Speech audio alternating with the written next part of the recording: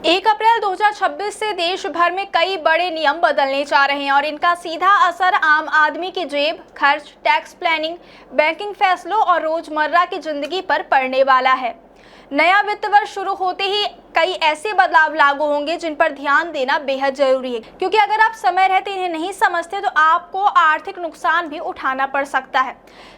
क्या local casing pipe से borewell में समस्या हो रही है? तो अपग्रेड कीजिए न्यूट्रॉन केसिंग पाइप। एक्स्ट्रा मजबूती, लंबे समय तक सुरक्षा के साथ। न्यूट्रॉन पाइप, बोरवेल की असली मजबूती। न्यूट्रॉन पाइप है जहां, खुशहाली है वहां।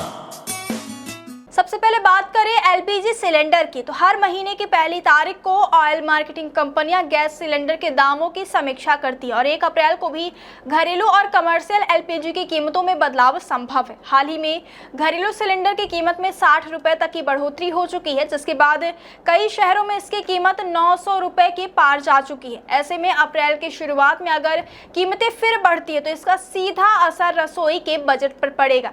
वहीं अप्रैल के पहले हफ्ते में भारतीय रिजर्व बैंक की मौद्रिक नीति समिति की बैठक भी होने वाली है, जिसमें रेपो रेट पर फैसला लिया जाएगा। अगर आरबीआई रेपो रेट में बदलाव करती है तो होम लोन, कार लोन और पर्सनल लोन की ईएमआई पर सीधा असर पड़ सकता है। यानी 1 अप्रैल से सिर्फ गैस ही नहीं बल्कि आपकी मासिक किस्तों का बोझ भी बढ़िया घट सकता है।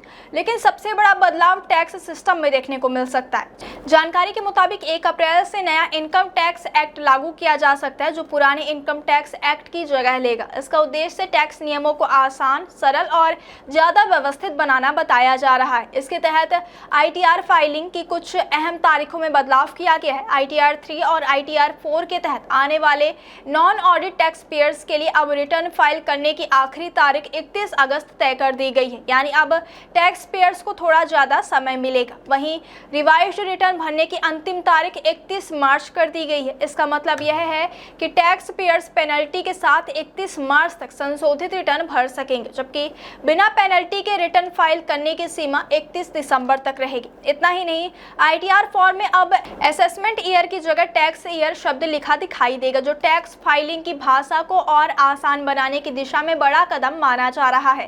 टैक्स से जुड़े बदलावों में TDS, TCS और TAN को लेकर भी कई महत्वपूर्ण अपडेट सामने आए। उदारीकृत प्रेषण योजना यानी IRS के तहत 10 लाख रुपए से ज्यादा की शिक्षा और चिकित्सा प्रेषण पर लगने वाला टैक्स कलेक्शन अब कम किया जा सकता है। इसे 5% से घटाकर 2% किया जाएगा, जिससे विदेश में पढ़ाई या इलाज कराने वालों को बड़ी राहत मिल सकती है।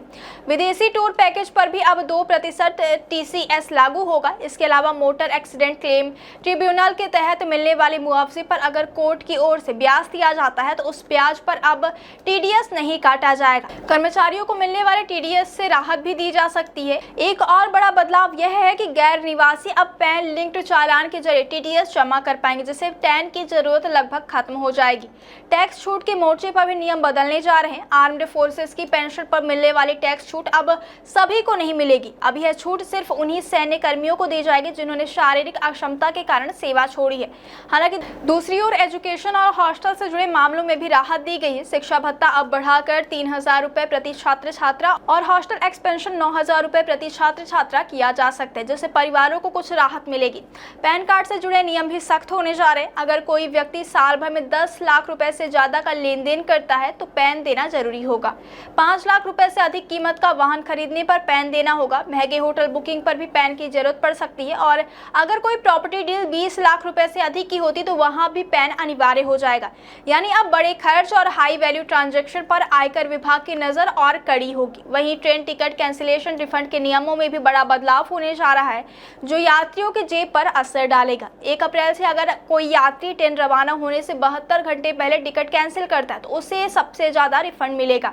लेकिन अगर कंफर्म टिकट 72 घंटे से 24 घंटे के बीच कैंसिल की जाती है तो किराए का 25% तक पेनल्टी कट जाती है। अगर टिकट ट्रेन के रवाना होने से 24 घंटे से 8 घंटे पहले कैंसिल की जाती है तो 50% किराया कैंसिलेशन फीस के तौर पर कटेगा और अगर 8 घंटे से कम समय से पहले टिकट कैंसिल करते तो कोई रिफंड नहीं नहीं मिलेगा।